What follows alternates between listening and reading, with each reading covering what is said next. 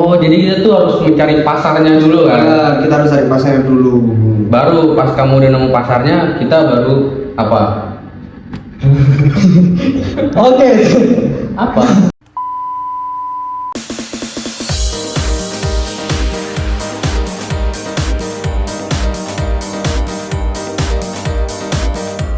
Halo semuanya, welcome back to Rikes Little Podcast. Oke para sobat Rikes, pasti kalian pada nunggu-nunggu kan Rikes kali ini kami akan mengusung tema Tapi Tanya pembisnis muda. Oke, di sini kami mengundang narasumber yang bernama Jeffrey Widianto. Ya, jadi dia tuh adalah pemilik dari toko alat listrik dan bangunan. Ya, dia tuh udah berkembang lah dari sampai sekarang itu. Gimana sih cara dia berkembang dan tetap terjaga sampai sekarang?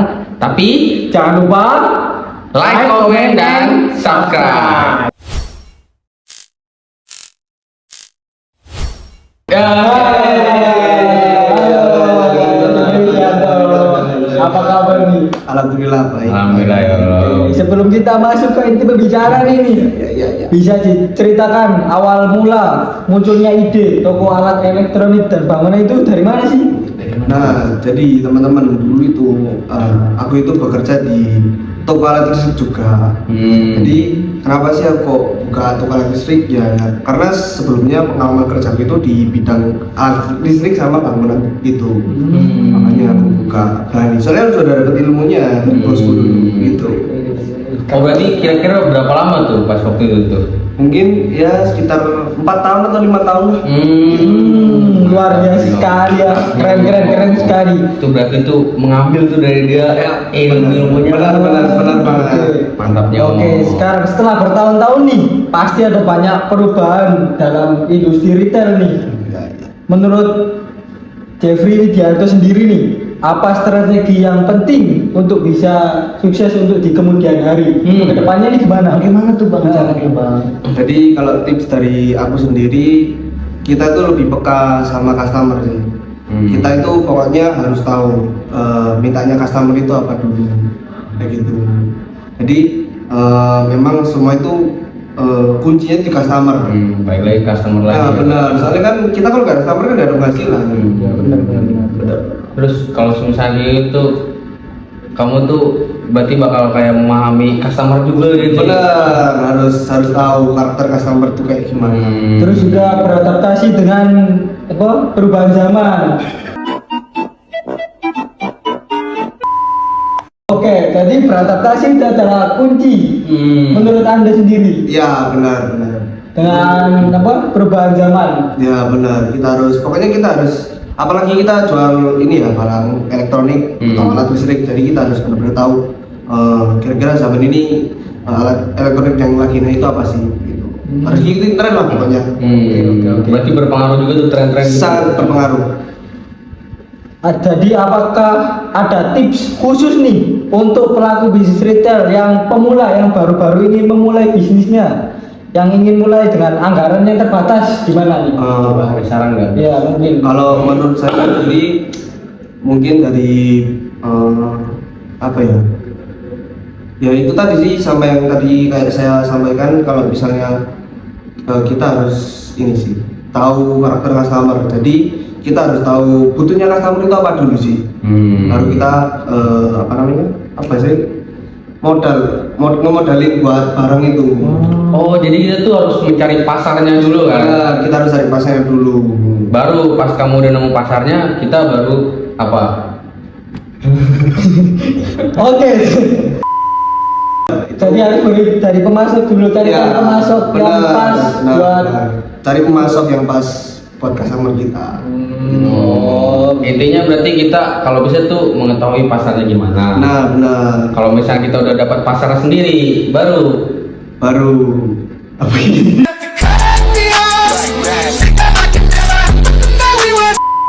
berarti habis dari kamu ngeriset pasar nih, Ya. kamu udah punya pasar sendiri. Baru kita itu tahu pasangan kita harus cari supplier juga. Gitu. Bentar, kalau misalkan kita nih sebagai orang awam yang nggak ngerti suppliernya di mana, ininya di mana, itu gimana kita cara bisa tahu ini distributor Mana siapa? caranya gitu? Pasti kan sulit itu. Itu biasanya ya, nyari info-info aja sih. Kalau saya kan sebelumnya udah kerja selama 5 tahun di toko alat listrik, jadi saya tuh sudah paham dan sudah kenal sama orang yang menyuplai toko-toko alat listrik dan bangunan itu. Jadi apa ya, networking lah, networking. itu penting banget. Jadi intinya tuh kalau misalkan kamu pengen masuk tuh, kalau bisa tuh kamu mencari lingkungannya dulu ya. Kita harus cari lingkungan di bidang apa dulu. Kalau misalnya teman-teman suka di bidang clothing atau branding atau baju-baju dan lain-lainnya, ya kita harus mendalami di bidang tersebut. Cari info-info yang banyak. Oh iya, relasi itu penting ya. Penting banget. Oke, jadi di setiap bisnis ini pasti punya tantangan dong. Nggak mungkin kalau nggak. Jadi tantangan terbesar yang pernah Anda alami dan bagaimana cara mengatasinya itu bagaimana? Kalau tantangan terbesar itu mungkin kayak apa ya? Customer itu turun minat belinya. Itu sering banget. Nah, mengatasinya itu kita harus tahu kira-kira customer ini gak pengen beli itu karena apa sih? Apa karena barangnya udah jadul, ketinggalan zaman, atau kurang modern? Jadi ya kita juga harus menganalisis dari customer tersebut. Banyak-banyak berinteraksi juga sama customer. Kira-kira apa sih butuhnya dia? Gitu. Oh, jadi kalau misalkan mau jual tuh ya nggak cuma jual aja tapi sekalian ngobrol juga ya. Benar, itu soalnya apa ya, kalau anak-anak kuliah kan biasanya ngedarin form. Kita itu berinteraksi secara langsung, nggak ngedarin form gitu. Nyari infonya dari situ. Ngerti. Mungkin dari pengalaman Anda sendiri, apa keterampilan yang paling penting untuk dimiliki seorang pengusaha muda di bidang retail ini? Bagaimana? Keterampilan muda. Mungkin skillnya harus penting, paling penting kalau banget. menurut saya ada 3 skill yang penting. Yang pertama itu public speaking itu penting banget, karena kita kan kalau misalnya negosiasi sama perusahaan itu kan ngobrol, jadi public speakingnya harus bagus. Terus yang kedua, analisis pasarnya juga harus harus akurat lah kalau bisa. Iya. Jadi kita harus tahu mintanya customer itu apa. Dan yang terakhir itu ada di tempat ya.